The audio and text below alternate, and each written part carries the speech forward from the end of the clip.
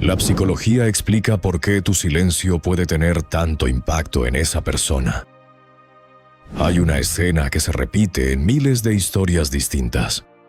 Dos personas que compartieron algo real, una ruptura, una traición, un desprecio disfrazado de indiferencia, y de un lado silencio. No un silencio cualquiera, sino ese silencio que no explica, que no reclama, que no busca la última palabra. Y del otro lado, algo empieza a moverse. Dudas, preguntas, una inquietud que no estaba ahí antes. Hoy vamos a hablar de por qué ese silencio, el que decides sostener después de que alguien te lastimó, tiene un efecto psicológico que muy pocos entienden y que casi nadie sabe usar a su favor. Antes de continuar, algo importante. Esto no es una técnica de manipulación ni una fórmula para ganarle a nadie. Es entender un mecanismo humano real, documentado por la psicología, para que dejes de regalar tu paz a quien no la valora. ¿Por qué el cerebro humano odia la incertidumbre? Empecemos por la ciencia. El cerebro humano está diseñado para predecir. Necesita anticipar lo que va a pasar con las personas importantes en su vida, porque esa predicción le da sensación de control. Cuando alguien con quien tuviste una conexión emocional deja de reaccionar como siempre lo hacía, el cerebro de esa persona entra en lo que los psicólogos llaman una ruptura del patrón esperado. Y las rupturas de patrón generan una activación de alerta, algo muy similar a lo que sentimos ante una amenaza leve pero constante. Esto explica algo que quizás ya viviste. Cuando dejas de responder de la forma en que siempre respondiste, cuando dejas de perseguir, de insistir, de justificarte, la otra persona no siente alivio, siente extrañeza. Y esa extrañeza sostenida en el tiempo se convierte en preocupación. El refuerzo intermitente y por qué te costaba tanto callar. En psicología del comportamiento existe un concepto llamado refuerzo intermitente. Se descubrió originalmente en estudios con animales, pero se aplica de forma muy precisa a las relaciones humanas. Cuando una recompensa no llega siempre, sino de vez en cuando, de manera impredecible, el vínculo con esa recompensa se vuelve más fuerte, no más débil. Es el mismo mecanismo que sostiene una máquina tragamonedas. Si en tu relación había momentos de cariño real mezclados con distancia, frialdad o desprecio, es probable que tu cerebro haya quedado enganchado no a la persona completa, sino al patrón de espera. Por eso callar te costaba tanto.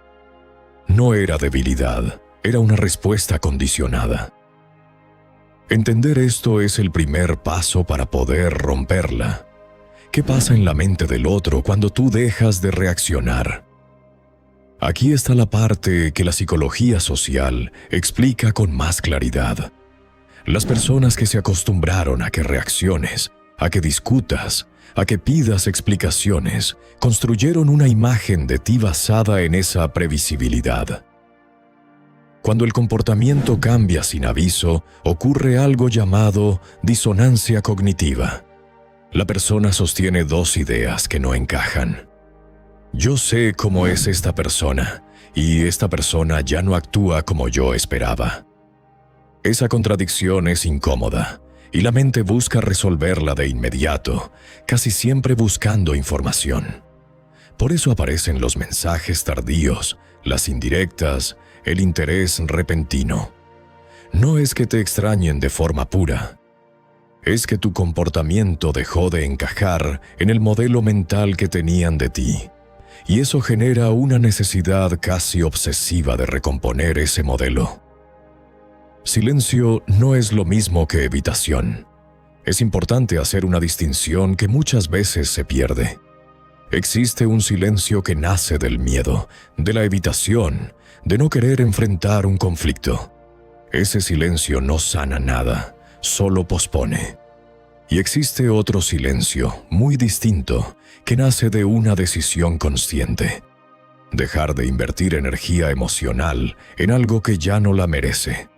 Los psicólogos que estudian regulación emocional lo llaman comunicación por omisión. No decir nada también comunica, y en muchos casos comunica con más claridad que cualquier discurso. Cuando ese silencio viene desde la claridad y no desde el miedo, cambia por completo su naturaleza. Deja de ser una herida abierta y se convierte en un límite. Y los límites, aunque no se anuncien con palabras, se sienten. La técnica de la piedra gris, explicada sin exageraciones. Quienes estudian relaciones con dinámicas tóxicas o manipuladoras conocen un concepto llamado Grey Rock, la técnica de la piedra gris. Consiste en volverte lo menos interesante posible emocionalmente para alguien que se alimenta de tu reacción. No es agresión, no es venganza, es simplemente dejar de aportar el combustible emocional que esa persona necesitaba para sostener el vínculo, sano o no. Esto es especialmente relevante frente a personas con rasgos narcisistas o manipuladores. Ese tipo de personalidad suele necesitar una reacción constante para sentir que tiene control sobre el otro. Cuando la reacción desaparece, el mecanismo se queda sin alimento. Muchos especialistas coinciden en que la ausencia de reacción es una de las respuestas más difíciles de sortear para alguien acostumbrado a manipular, precisamente porque no le da nada con qué trabajar. El estallido de extinción. Porque antes de calmarse, todo empeora. Hay un fenómeno de la psicología conductual llamado estallido de extinción. Ocurre cuando una conducta que antes obtenía respuesta deja de obtenerla, y antes de desaparecer, se intensifica. Es exactamente lo que pasa cuando alguien está acostumbrado a que tú respondas y de pronto dejas de hacerlo. Es probable que insista más, que escriba con más frecuencia, que busque provocar una reacción de cualquier forma. Saber esto es fundamental, porque muchas personas rompen su silencio justo en ese momento, pensando que no está funcionando, cuando en realidad es la señal de que el patrón anterior se está rompiendo de verdad. Sostener el silencio en ese punto sin necesidad de demostrar nada es lo que marca la diferencia entre una pausa temporal y un cambio real. Lo que el estoicismo entendió hace siglos y la psicología moderna confirma. Los filósofos estoicos hablaban de una idea central. No podemos controlar lo que otros piensan, sienten o hacen, solo podemos controlar nuestra propia respuesta. Esta idea, que suena casi obvia, es la base de buena parte de la terapia cognitivo-conductual actual. Gran parte del sufrimiento que sentimos después de una ruptura o una decepción no viene del hecho en sí, sino del esfuerzo constante por controlar cómo nos ve el otro, por corregir su percepción, por asegurarnos de que entienda nuestra versión. Cuando sueltas esa necesidad, cuando aceptas que no puedes forzar la comprensión de nadie, el silencio deja de ser una carga y se convierte en descanso. Ya no gastas energía en convencer, la rediriges hacia reconstruirte. El silencio como señal de autoestima, no de indiferencia. Hay un error común. Pensar que callar significa que ya no te importa.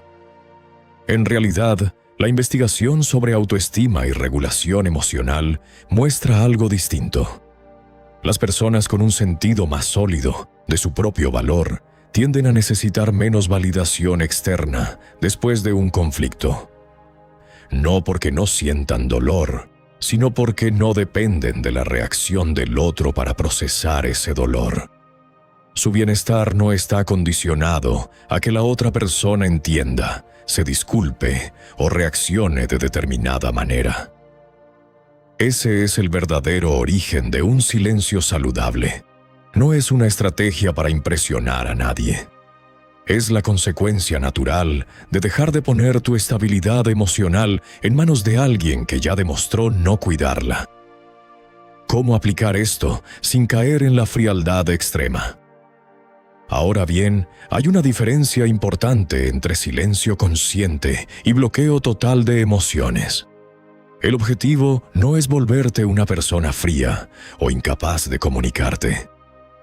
El objetivo es dejar de comunicar desde la urgencia, desde la necesidad de ser entendido de inmediato, desde el impulso de reparar algo que quizás no se puede reparar en ese momento. Algunas guías prácticas que respaldan distintos enfoques terapéuticos son estas. Date un tiempo antes de responder cualquier mensaje cargado de emoción. Pregúntate si lo que vas a decir busca claridad o busca aprobación. Y recuerda que no responder de inmediato no es descortesía, es autorregulación. La psicología llama a esto respuesta reflexiva frente a respuesta reactiva. Y la diferencia entre ambas suele definir el resultado de cualquier conflicto emocional. Lo que realmente cambia cuando dejas de perseguir. Cuando dejas de perseguir una explicación, un reconocimiento o un cierre que depende de otra persona, ocurre algo interno mucho más importante que cualquier reacción externa. Empiezas a procesar la situación con información real, no con la versión que esperabas escuchar. Empiezas a notar patrones que antes te costaba ver porque estabas demasiado ocupado esperando una respuesta. La psicología no dice que el silencio sea una venganza ni una herramienta para castigar a nadie. Dice algo más simple y más profundo. Que cuando dejas de necesitar que el otro entienda, valide o reaccione, dejas de darle poder sobre tu estado emocional. Y eso, más que cualquier discurso, es lo que verdaderamente se siente como impacto. Si esta explicación te ayudó a entender algo que estabas viviendo, compártela con alguien que lo necesite escuchar hoy.